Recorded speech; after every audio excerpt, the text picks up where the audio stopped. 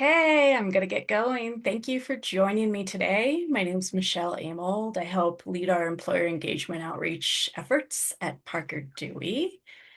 I'm excited for you all to join today. I think as we're all kind of gearing up for that fall recruiting season, I want to acknowledge how hard this time of year can be for those of you that are managing early career hiring directly. I think I hear from my friends sometimes that HR and recruiting colleagues look at the early career plate with a little bit of envy. You get to travel to campuses and have fun with that, meet with the candidates, trade fun swag. I think, and I bet you all agree, that early career hiring is actually one of the more difficult things to do compared to senior and technical roles. You're looking at resumes with little to no information. You're making decisions based on brief encounters. And really, you're hiring for potential, where someone can go and grow. And that's just externally. So at the same time, I see you're dealing with, other employees, team members that might not understand why you can't go to everyone's alma mater, departments that have those last minute requests that always seem to come in. And then also, the hiring managers who are sending the sky is falling type emails. And that's really just fall in a nutshell. So today, what I'm going to focus on is how Parker Dewey is supporting employers across industries in taking one of the literally biggest challenges in recruiting, so high candidate volume, and turning that into an opportunity to create better, more meaningful engagement, hopefully without adding more burden to your team. I think it's going to sound a little bit magical, but if you have joined me personally, Michelle, at a session before, you'll know that it's just nerdy data. That's what I'm all about.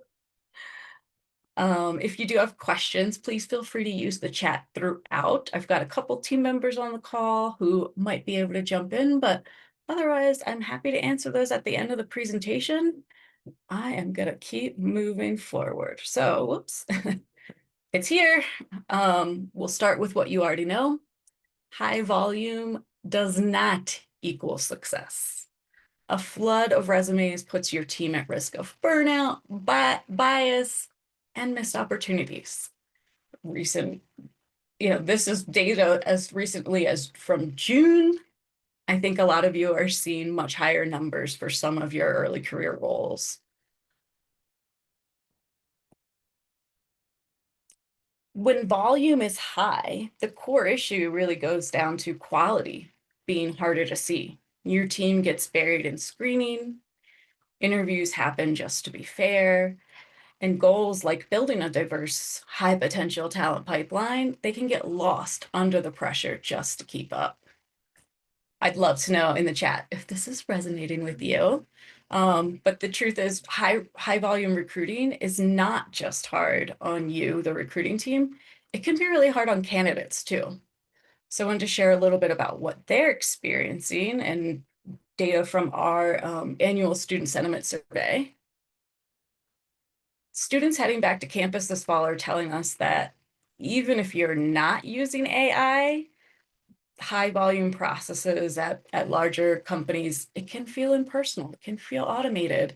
They're doubting authenticity a little bit. It deters them also from being authentic. They also feel like they're doing everything you ask and everything the career services team is advising them to do. And we still see a lot of candidates that feel like they're getting lost in this black hole, the chicken and the egg. I need experience to get experience. We're also hearing from a lot of students that they feel disconnected. That can drive down acceptance rates even when they do make it through the process. We know that they want to launch their careers, but they also want to be seen and understood. And that matters because of their perception of your brand, and it starts forming long before interviews even begin.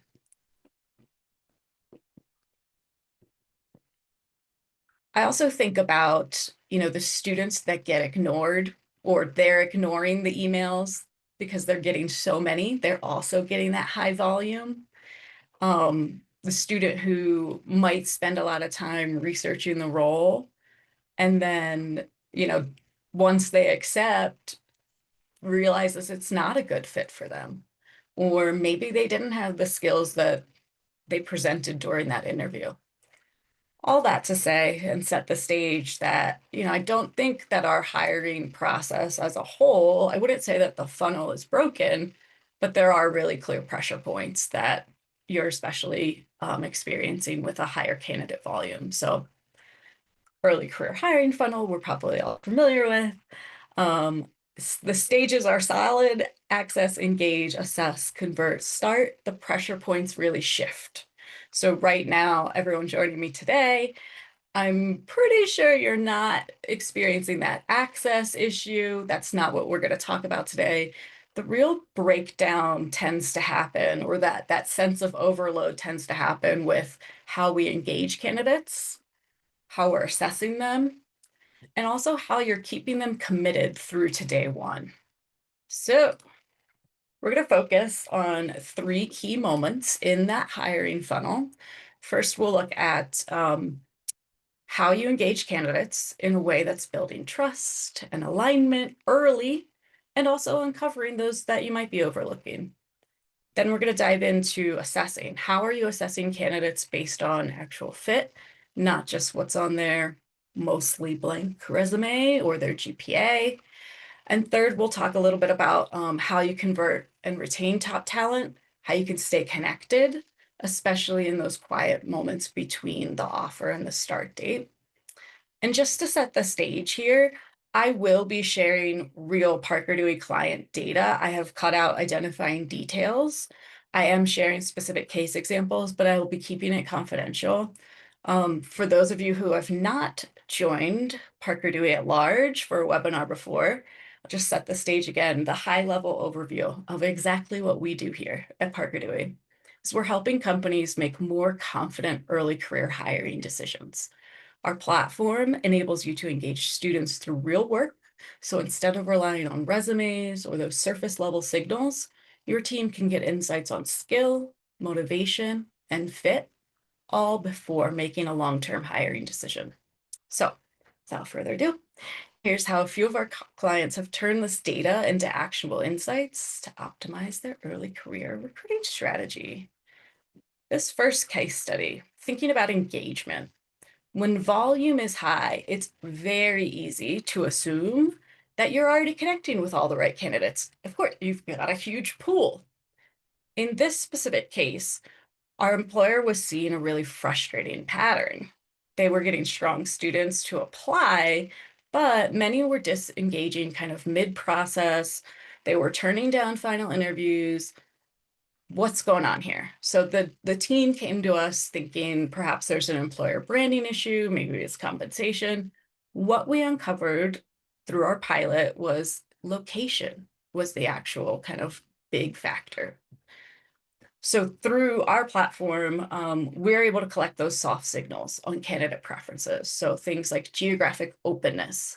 And turned out that that single data point was able to make all of the difference in transforming their candidate journey. So in addition to a student's current location, so where are they going to school now or where they're completing a program, we also collect hometown locations when students sign up. And then, where they came from and where those places they already know. We're also allowing early career talent to specify where they're considering for the future. We know that early career talent is overall more willing to relocate. So we asked them, are you already thinking or considering somewhere else? That was my personal experience. I grew up small town Maryland, went to school in a smaller town in Maryland, but I knew I was focused on moving to Chicago. And that's, of course, not who was showing up at that career fair for me. An offer from another big city employer may have compelled me. I really just wanted that big city experience and was focused on Chicago. But very specifically, any opportunities with smaller communities, that just wasn't where my 20-something brain wanted to be. Of course, now it's several years later and I'm in a very tiny town and I love it. But back to the case study here. Armed with the location data of student preferences, this employer was able to proactively engage candidates who were both qualified and most likely to say yes based on location, which dramatically reduced that late stage drop off. They did not need to overhaul their entire process. We just provided them with a clearer lens on candidate fit early in the process. And I love this example too. So I'll point out a few things on my screen. We're looking at where applicants are coming from. Um, we're also looking at where they are now. We're also looking at their hometown. So I can see here we've got actually a student who came down from Hawaii, but is going to school in the mainland.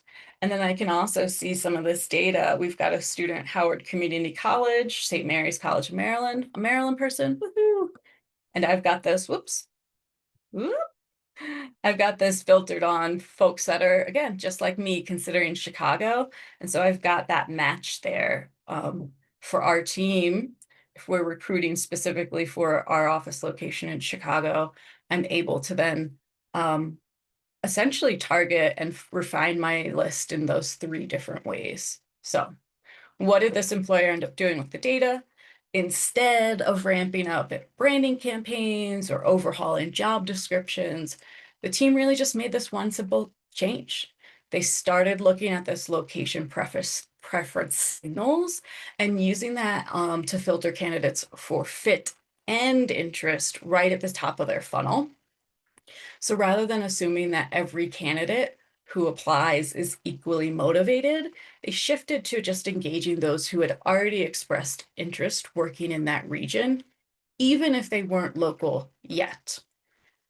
And this small change really meant that the recruiting team was able to spend their time engaging with the right students, building real relationships, having more meaningful conversations. And in this way, they were screening the candidates on this real signal to create a stronger pipeline. And that, I think, is the kind of engagement that we should be aiming for. So not just more resumes, but more resonance. This next example I'm going to go into is about assessing candidates at a high volume. I'll point out a few things in this data as well, but in this example, we dive into another common complaint.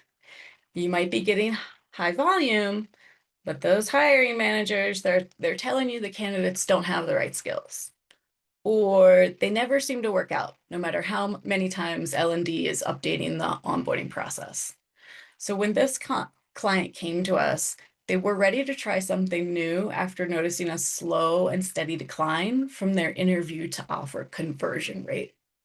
What we found during the pilot is that we saw there was a growing number of students that were receiving low performance ratings on a single core competency, timeliness. That's pointed out here in our chart. At first glance, it could have seemed like the issue was the candidates themselves. That's perhaps why they weren't making it through that offer phase.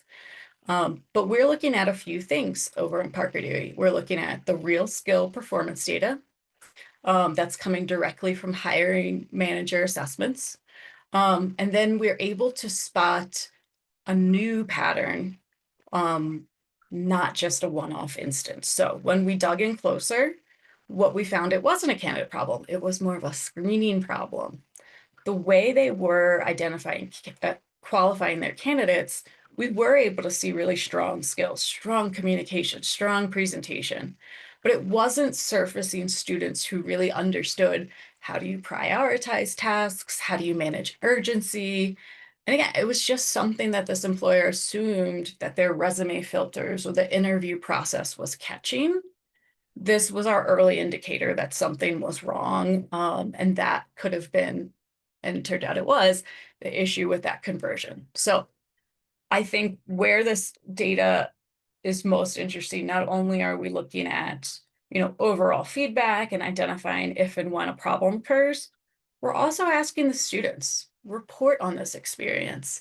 We know that students tend to not overinflate, but like overinflate in terms of they think that their skills are stronger than they are. They feel like they've got confident communication, but maybe it's not that professional communication. Maybe it's not communication for the channels we need with our teams. So because we know that going in, what we do differently is we ask students to report on the experience. How did the experience gain skills, help them gain skills, help them grow in confidence, or how did it detract? And so overwhelmingly, you see that, a lot of students are really saying these experiences are really valuable to them, helps them improve. And so again, it's back to helping us uncover that it wasn't candidates' competency that was the issue. It was really just misaligned expectations during that assessment process. That was ultimately at the heart of the low offer rates. Again, they had a high volume of candidates coming in, but once they were getting further in that phase, these things were coming up, and so they were extending less offers. Figuring out what this root cause was allowed them to make a few simple changes, and I'll go on to that one next. So this company made two simple changes. First, they added short answer questions to their application process, asking students to share a time when they had to manage competing priorities or adapt to shifting deadlines. So asking for that up front, having students reflect and think about how that's aligned with the role. The second thing they did was work with the hiring managers, work with the internal team. So aligning organization wide on how to interpret those responses, giving real examples of what a good prioritization looks like from those early career candidates helped to overcome that challenge. And so ultimately what happened is that the performance dip corrected. And more importantly, they weren't just throwing more candidates at the problem. They didn't say, we have this high volume of candidates and we're not getting them to convert, so we need more. Instead, they made it easier for the team to spot the right candidates. So that resulted in better ROI across the process. My third example that I wanted to share is thinking about conversion specifically and thinking about how you're effectively moving candidates through the funnel. You want offers to be more than a coin flip as to whether they'll accept. This employer in the example noticed a behavioral pattern. They realized that students who returned for more than one micro internship had higher offer acceptance rates and stronger early retention. And it sounds simple, but it really proved to be incredibly valuable. So consider your current process. You might be tracking candidates' attendance at career fairs or info sessions, but most organizations are offering sort of limited opportunities for candidates to really raise their hand and demonstrate that they are pursuing your organization specifically. Most organizations are sort of assuming that that internship or full-time role application is a strong signal, and it is, but it can also be a numbers game on the candidate's part in the current climate. So what we were able to uncover for them is that candidates that engage early, often, they're demonstrating this behavior that shows consistency, reliability, and interest. Those are all things that aren't demonstrated on a resume alone. So the repeat engagement tells you not only who's aligned with your team before you even get to the offer phase, it also brings clarity to the process. So with this one example, I'll dive into the data as well. We've got a student that applied to over 37 projects. Not only that, this was during their 4 years. They were selected more than 24 times. So a really strong candidate, great alignment. The team knew right away that this was someone who was committed to the org and wanted to be with them. We look kind of further down on this data. We see this candidate from California. They applied 9 times, were selected 0. So that's an opportunity to say, hey, this person has demonstrated strong interest. Why aren't we picking them up? Why aren't they getting selected for these early opportunities? Why haven't we moved forward? I think in this case, it kind of came down to the types of opportunities the organization had. You can see, whoops, we can see that this one, if you can see, my screen's a little blurry. This was a cinematic studies student.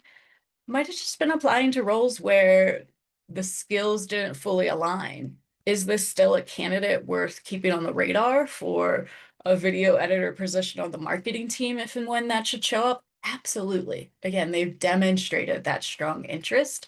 They keep returning, and we can see that even though we don't have the skills data yet.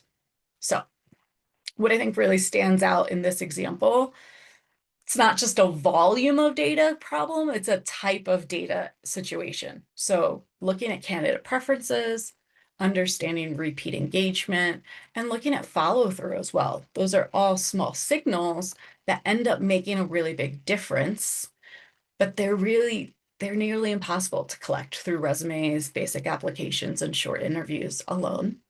And with Parker Dewey, we were able to surface those insights naturally, helping the team focus their time and energy on candidates who are most likely to convert and succeed.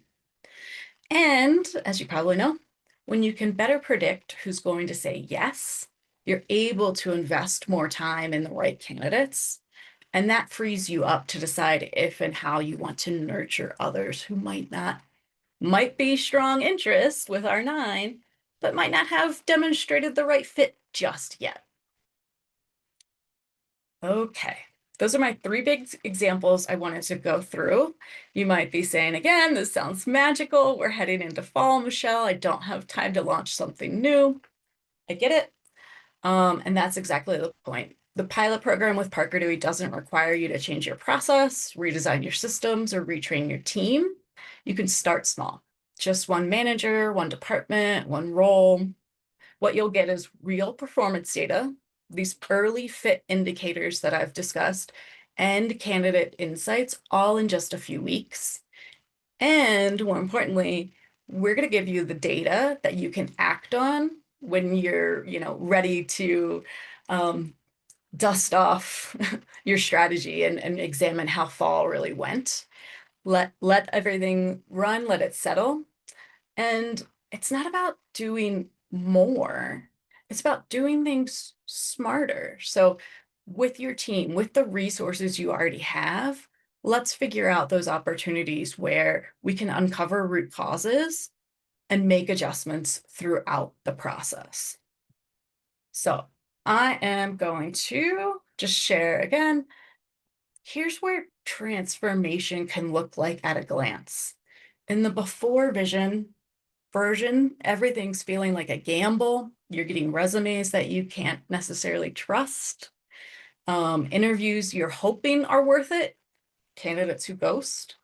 In the after version, with Parker Dewey, you're working with real signals, actual work output that assesses candidates on their potential, repeat engagement with clear behavioral signals without additional tools, and trust and clarity. In an increasingly AI world, you can build and receive authenticity in those relationships. It's really a small change that can have ripple effects across your funnel. And just to summarize, I think some of the tips that I'm sharing here today is digging into the data. You don't need to overhaul everything. You just need a better way to separate signal from noise, especially during high volume seasons. You can start small, learn fast, give candidates an experience that feels thoughtful and human, and we're here to help. So if any of that sounds interesting or even just worth exploring, I'd love to talk to you more. You could scan the QR code to schedule a quick pilot planning session. And if now's not the right time, we're happy to equip you with resources for later this season. What we see is engaged candidates year round on Parker Dewey. There's never a bad time to launch a pilot.